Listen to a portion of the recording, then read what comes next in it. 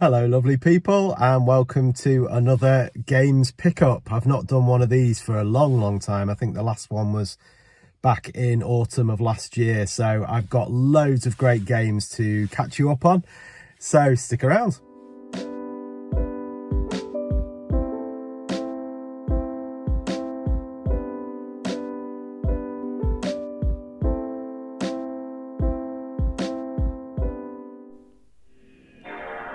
And we start with Sony and the PlayStation 2.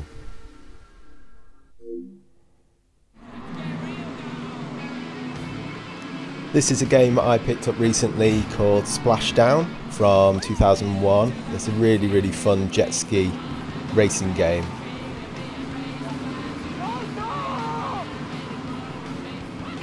Great soundtrack, sort of pop punk soundtrack of the early noughties, and as you can see there, you can do lots of tricks and stuff to earn you extra points.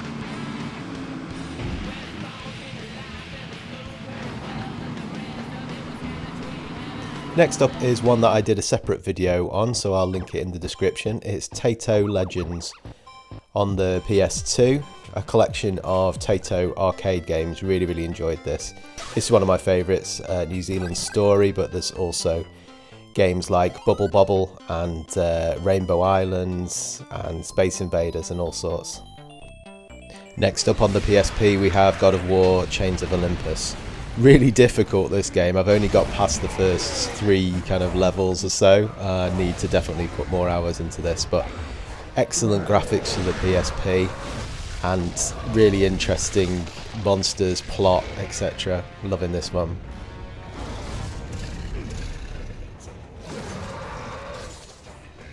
And onto the Xbox, starting with the OG. I've just picked up Dead or Alive 3.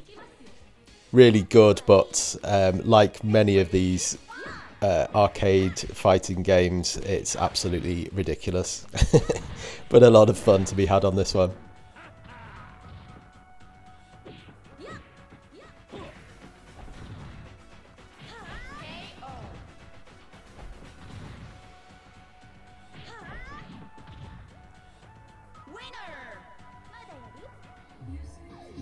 And on to the Xbox 360, and I've been obsessed recently with racing games, especially the Forza Horizon games on the Xbox 360.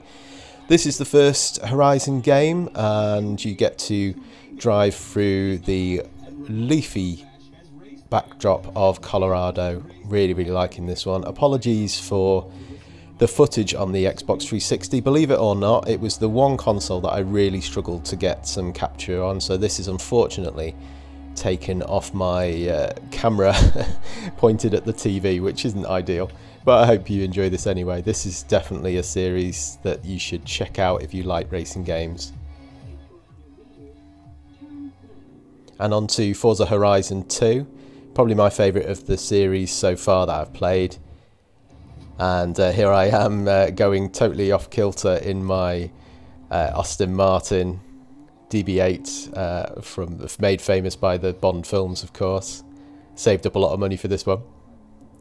And what I love about the Forza Horizon games is that it's essentially an open world driving game, so you can go completely off track, as I'm doing here, and mess about to your heart's content, as well as taking part in all the races, of course.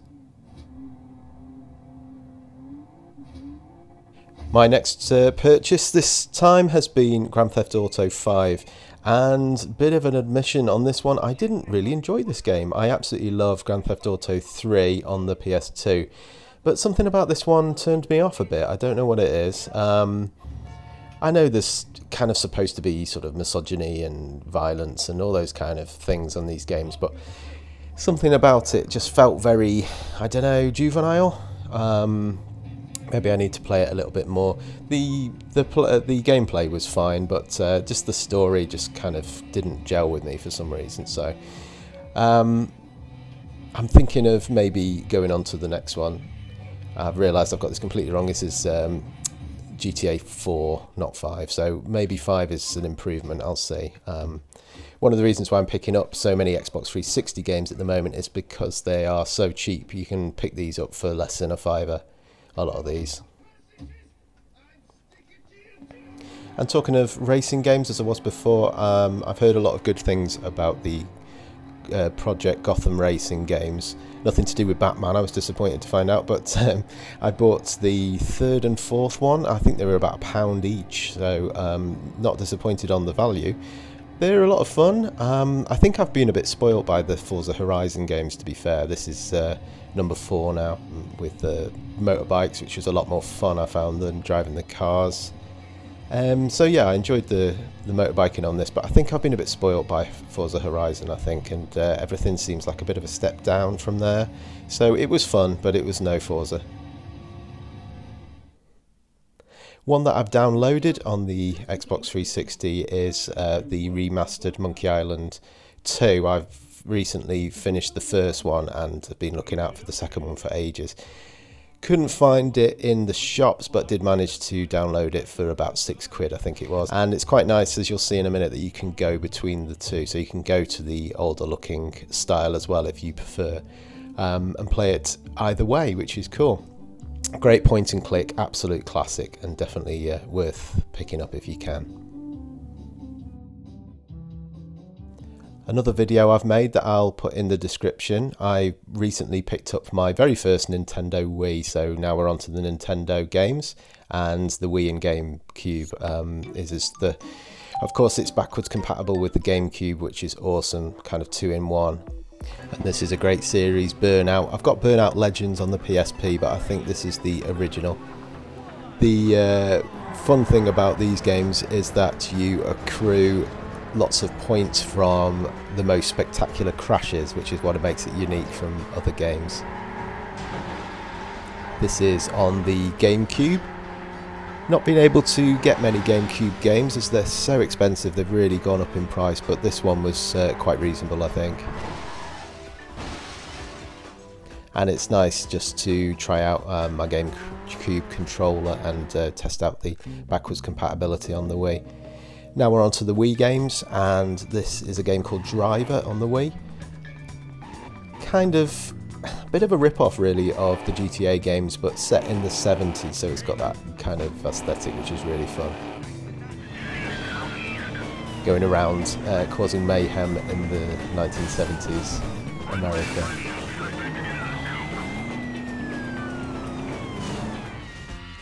Next is probably my favourite of all the games that I've picked up this season, and it's Blob on the Nintendo Wii.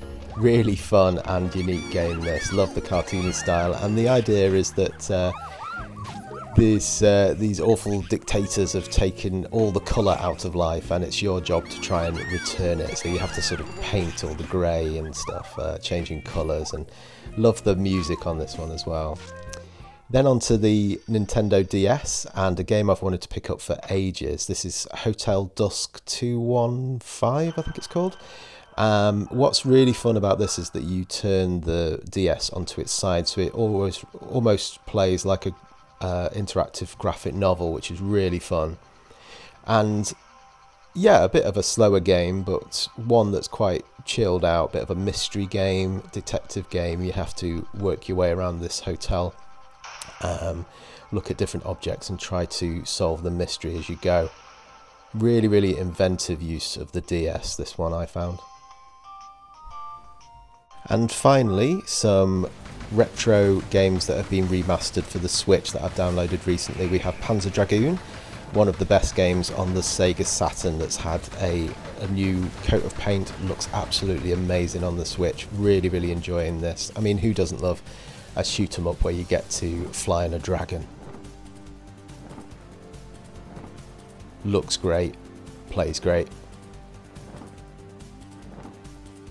And one of my favourites from the Amiga generation, we have Another World, which has been remastered with new controls and a new soundtrack. Loving this one too. And those are the games that I've picked up this season. Hope you've enjoyed looking at those with me. Loads of great games there. I hope you enjoyed sharing them with me, and I'd love to hear what you've picked up recently in the comments below. If you do like this kind of video, then please do let me know in the comments, because this is the sort of video that always takes ages to make and gets the fewest views. So I enjoy making them, but if it's something that you enjoy watching, then let me know. Anyway, I'll hopefully have another one of these for you in the winter, and I hope you can stick around for that. But if this is your sort of thing, I've got loads more game related videos on my channel, so make sure to like, subscribe, and maybe even share this with a friend. And thanks as always for watching. Take care.